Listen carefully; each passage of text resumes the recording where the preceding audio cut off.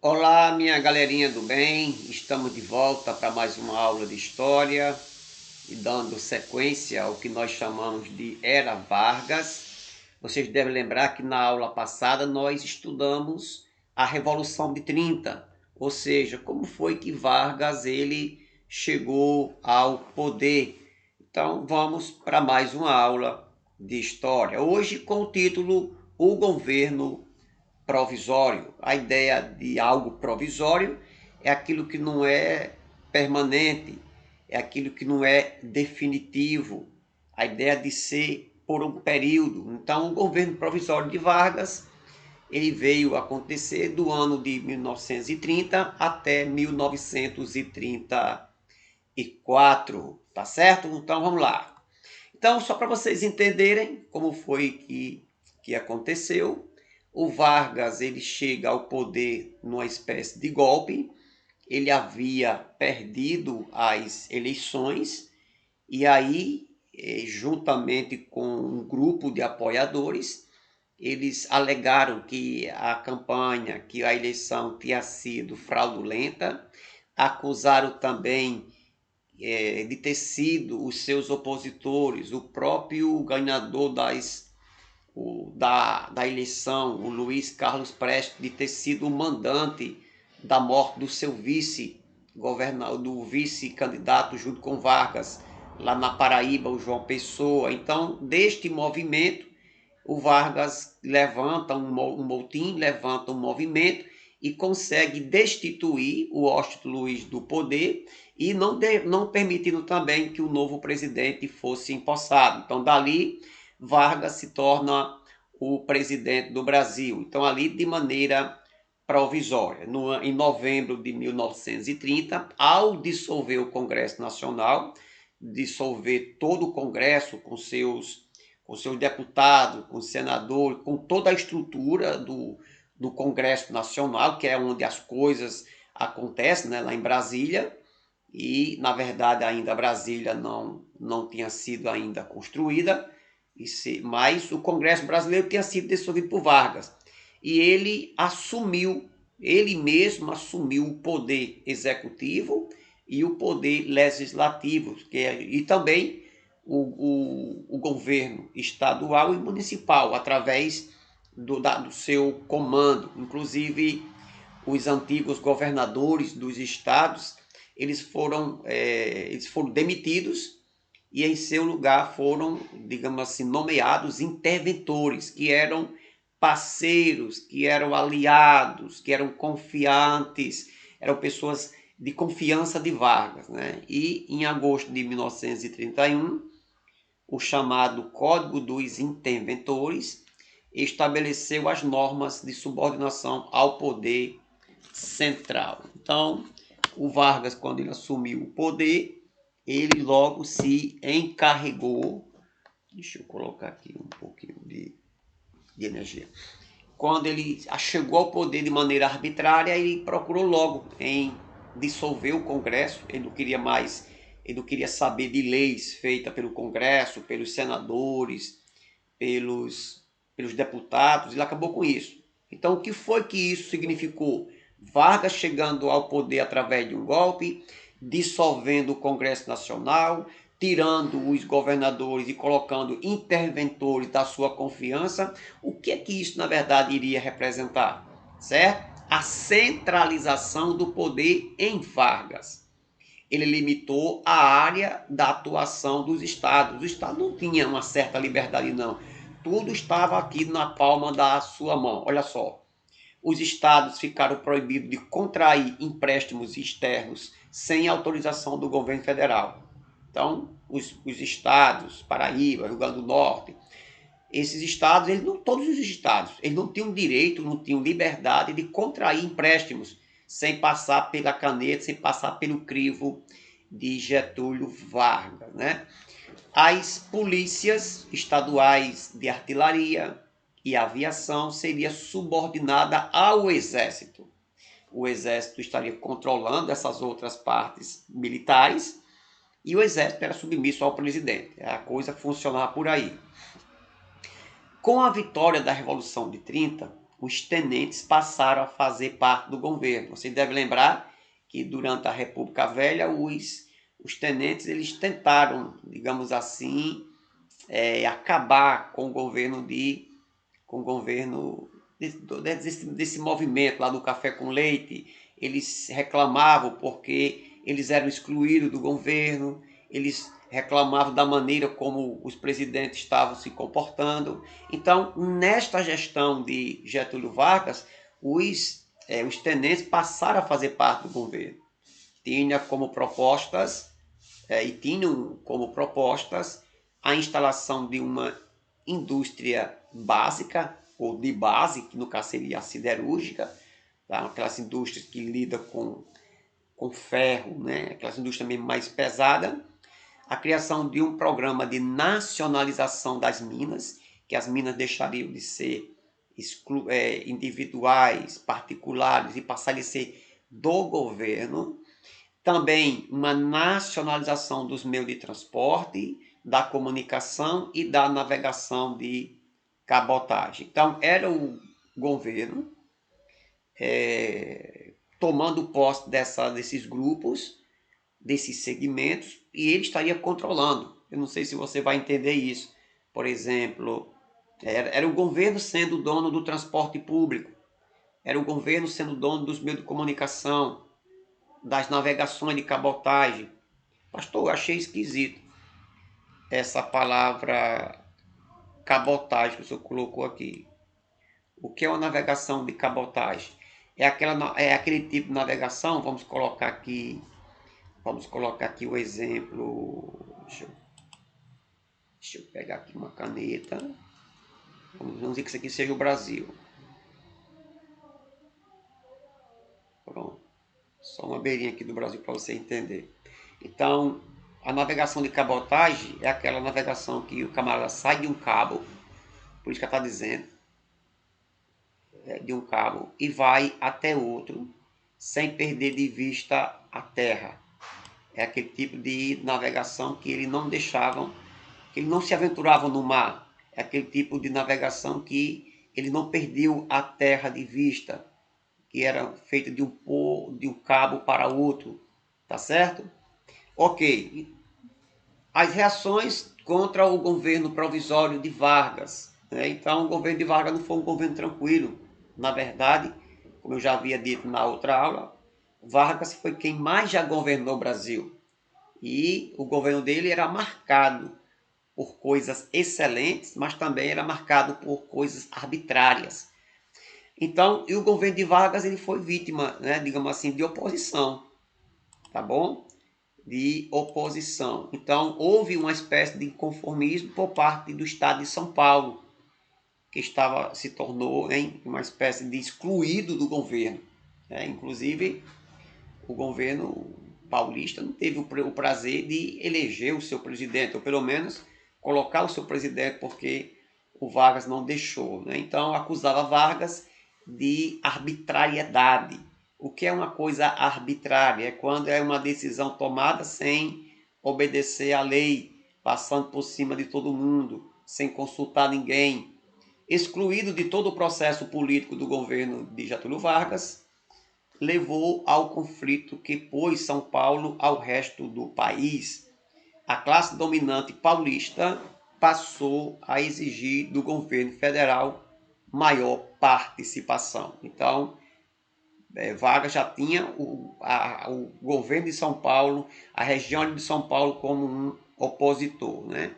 Aí aconteceu também dentro desse governo provisório o que nós chamamos de Revolução Constitucionalista. Essa palavra constitucionalista vem de Constituição, que foi um movimento, eu vou explicar daqui a pouco, era um movimento que cobrava uma mudança nessa maneira arbitrária que Vargas governava, e que também no Brasil fosse criada uma nova Constituição que colocasse freio em Vargas. Olha, a Revolução Constitucionalista, ela na verdade também ficou chamada também de Revolução de 32, ou então Guerra Paulista, foi um movimento armado, não foi de brincadeira, foi um movimento armado ocorrido no estado de São Paulo, Brasil, entre os meses de julho a outubro de 1932, que tinha por objetivo derrubar o governo provisório de Vargas, dizer que não tinha condições de ele governar daquela maneira e promulgar uma nova Constituição. A ideia era de botar as coisas nos eixos, né? Foi a primeira grande revolta contra o governo Vargas, e também, um detalhe, foi o último grande conflito armado ocorrido no Brasil. Então, foi a última vez que o Brasil teve assim um derramamento de sangue em relação assim à política, né? Diz que houve um total de 87 dias de movimento, de combate, do choque das forças paulistas contra as forças do governo, de 9 de julho a 4 de outubro de 32, sendo que nesses últimos dias, depois que São Paulo ele se rendeu. É só para você ficar logo ciente que Vargas ele saiu vitorioso nesse movimento. Dizem que houve um total de 934 mortos no evento, nesse movimento. Mas tem outras estimativas não oficiais, diz que esse número pode ter chegado até 2.200 mortos, né? Inclusive inúmeras cidades no interior de São Paulo sofreram danos devido a esses combates.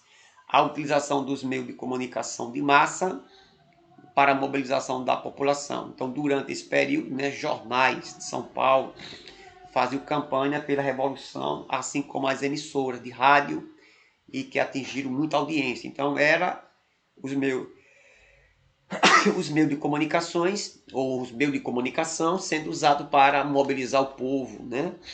E mesmo os paulistas sendo derrotados, mesmo Vargas tendo saído com o nariz meio que empinado, Vargas ele encabeçou o movimento para que no ano de 34, 2 anos depois, o Brasil tivesse uma Constituição, né? E Vargas ele era um misto ele fazia as coisas sob pressão, mas sempre passava a ideia de que aquilo que ele estava fazendo era porque o povo merecia, era que o povo deveria ser beneficiado com aquilo. Então, entre eles, a Constituição, que acabou sendo promulgada em julho de 1934, né, trazendo alguns avanços democráticos e sociais para o país. Olha só como essa Constituição ela foi importante. Ampliou os direitos políticos da população, que em relação aos direitos políticos eram muito pequenos, era só quem tinha dinheiro, era só quem tinha posses. As eleições elas eram indiretas, o governo é quem mandava em tudo, é quem nomeava. Desculpa. Aí ele estabeleceu o quê? Estabeleceu eleições diretas para todos os níveis, na ideia de ter eleições para escolher seus líderes.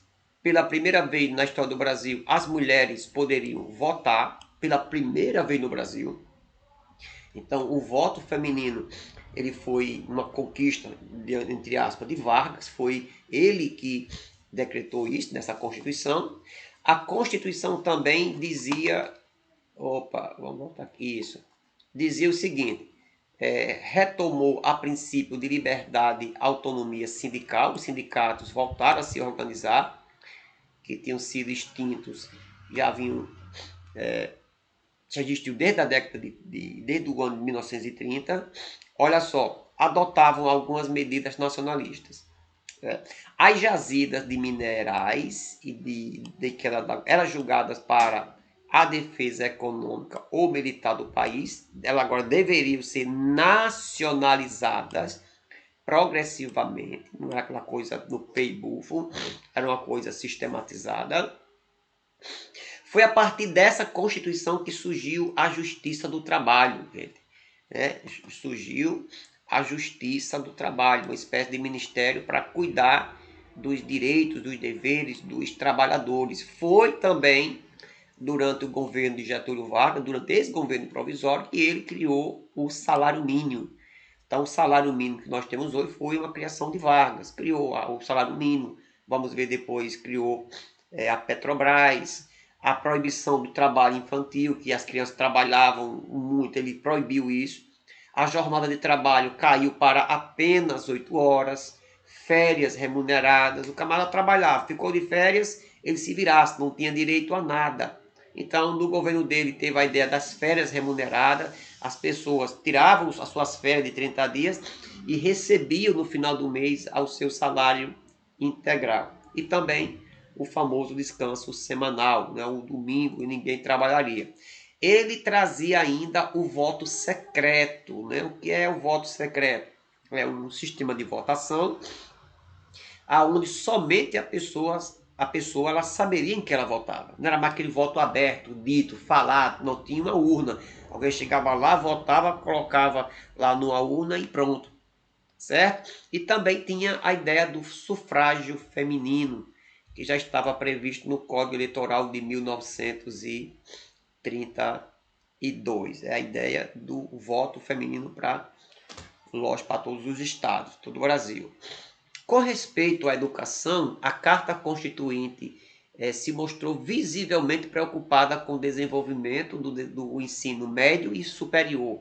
O ensino superior é a faculdade, né? Pela nova lei, o ensino primário seria oferecido gratuitamente pelas instituições públicas e ainda deveria ser obrigatório para todos aqueles alunos que tivessem idade de estudar, que até hoje ainda isso prevalece. O ensino religioso ficaria facultativo, como hoje acontece, e também que não seria somente o conteúdo católico que seria ensinado nessas aulas, mas que outras religiões poderiam ser faladas de acordo com aquilo que a escola, que o professor ele quisesse. Houve também aí chegando aí o ano de 34, né? Ainda nesse mesmo ambiente dessa criação dessa Constituição, aconteceu também a Lei da Segurança Nacional. Era como se ele alisasse com a mão e batesse com a outra. No ano de 1934, foi marcado por reivindicações operárias. O povo, mesmo com essas leis estabelecidas, mas os operários ainda queriam mais. E pela fermentação em áreas de classe média. Estão surgindo ali nas classes médias. Uma série de greves explodiram no Rio de Janeiro, São Paulo, Belém e também até aqui em nós, no Rio Grande do Norte. O governo respondeu, né, propondo, no ano de 1935, uma lei de segurança nacional. Uma lei criada por Vargas. Que lei era esta? Formada pela sigla LSN, a qual definia crimes contra a ordem política e social, incluindo entre eles. Então, qualquer pessoa que fizesse greve de funcionários públicos, né? Provocação nas classes armadas, incitação do ódio entre as classes sociais, propaganda subversiva, organização ou associação em partido por meio não permitido. Então, tudo isso aí seria coibido, seria confrontado pelo governo brasileiro, né? Tudo isso aí era proposto por essa lei de segurança nacional. Veja ainda aí algumas arbitrariedades do governo de Getúlio Vargas. A expansão dos grupos comunistas no Brasil, fortalecido pela consolidação do regime soviético, causava um temor generalizado. O próprio Júlio Prestes, que tinha sido o candidato, que tinha ganho aquela política e Vargas não aceitou e tomou o poder, ele já era comunista. Ele era um grupo no Brasil que eles respiravam aqueles acontecimentos que tinha transcorrido lá na União Soviética, tinha adotado o socialismo, e esse socialismo, esse comunismo vinha avançando de Europa dentro e tinha chegado também na América, né? Então, esses comunistas, eles eram chamados de perigo vermelho. Então, o presidente Vargas declarou estado de sítio em 1931 e seguiu também com a declaração de estado de guerra. Então, o que foi que Vargas ele fez? Olha, é o seguinte, esse pessoal aí, esse perigo vermelho, esses comunistas, o pessoal quer bagunçar o Brasil, e nós estamos vivendo uma situação difícil, eles querem tomar o poder, vai ter uma guerra, eu vou declarar agora estado de sítio. O que é um estado de sítio? É aquele estado de, é aquela situação onde o governo federal, ele, tipo assim, ele suspende todos os direitos considerados, aquele direito que ele tinha considerado, tinha organizado por lei, ele suspende tudo e ele começa a governar acima da lei, sem obedecer à lei. É o estado de sítio, né? E também esse estado de guerra, ou seja, a qualquer momento o país poderia deflagrar uma guerra, poderia usar da arma, da força para coibir tudo isso, né? O governo. E tem mais. E aí dizia o seguinte: e esse pessoal, eles são uma ameaça à paz nacional e eles é para serem perseguidos. Nesse período aí, muita gente morreu, muita gente foi embora, muita gente sumiu, tá certo? O governo federal, com plenos poderes, conseguiu prender e torturou sem que houvesse qualquer controle por parte das instituições ou da sociedade. Em 1936, um ano depois, foram presos os líderes comunistas, Luiz Carlos Prestes e Olga Benário. Inclusive, essa Olga Benário, ela era judia e ela foi deportada para, inclusive estava até grávida, deportada para a Alemanha. Naquele período, eu até esqueci de falar, mas vou falar um pouquinho mais na frente, o mundo estava vivendo tanto o fascismo como o nazismo lá na Alemanha, né? Então essa mulher foi deportada para a Alemanha, enviaram ela para os campos de concentração e essa mulher acabou morrendo por lá. Então foi um período muito difícil. E as novas eleições? Era um estado, Vargas estava no estado provisório, existia essa cobrança dessa Constituição, né? A Constituição de 34, que foi criada, mas aí ficava aquela questão, e a eleição? Né? E a eleição? Aparentemente, Vargas, ele até concordava com essa sucessão presidencial. Contudo, ele demonstrava isso através de alguns discursos, mas nos bastidores não era isso muito bem que ele dizia.